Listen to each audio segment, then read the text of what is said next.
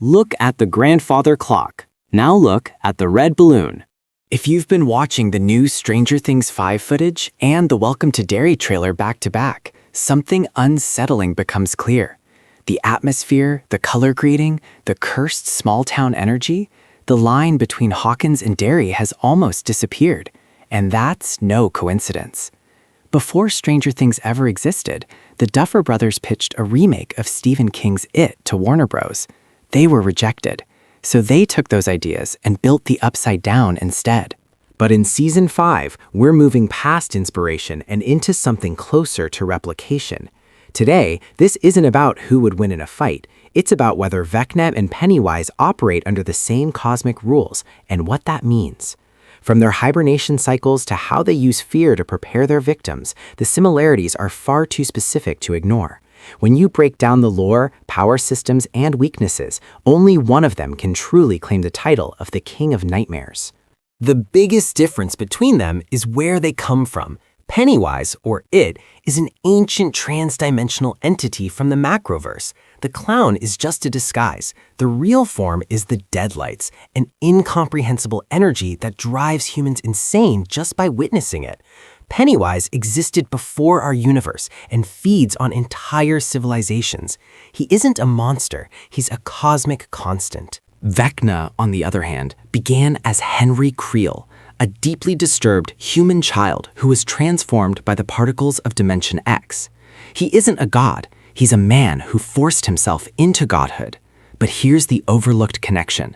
Season 5 reveals that the Upside Down isn't just a reflection of Hawkins, it's a realm Henry shaped with his mind. This mirrors how Pennywise shaped Derry over centuries into a perfect hunting ground.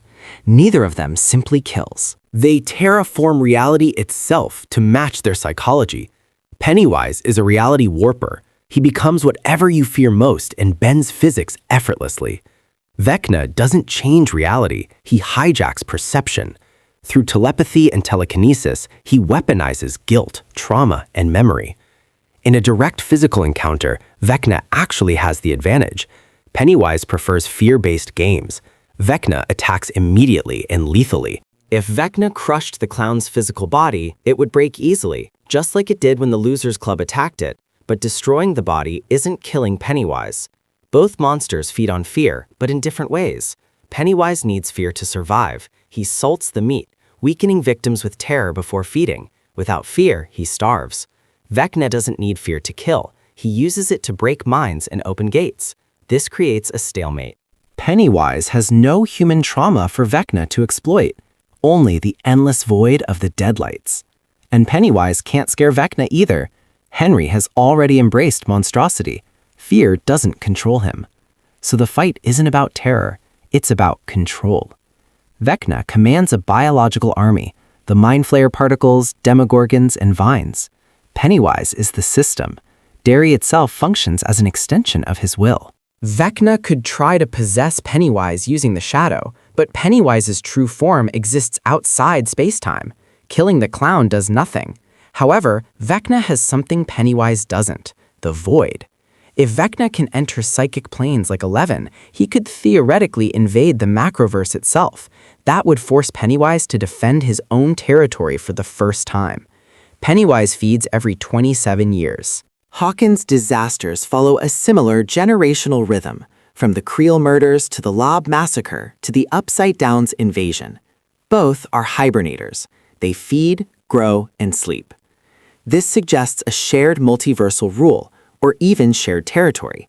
If the Upside Down is Stephen King's Todash Space, then Vecna and Pennywise are neighbors competing for the same resource, humanity. Pennywise wants the world unchanged. Vecna wants to conquer it. Their goals are incompatible. Both are defeated the same way, through connection. Pennywise loses when the losers stop believing in him. Vecna loses when 11 uses love and memory to break his psychic grip. Despite their power, both are bullies who rely on isolation. On a cosmic scale, Pennywise wins. He is eternal and cannot truly die. But in a physical world, like 1980s Hawkins, Vecna wins. He controls space, matter, and an army. Pennywise plays games. Vecna breaks the board. If Season 5 reveals orange lights or ancient spider imagery, we'll have our answer. The Duffers aren't just telling a story, they're completing a circle. And in my book, the monster who creates the nightmare beats the one who only feeds on it.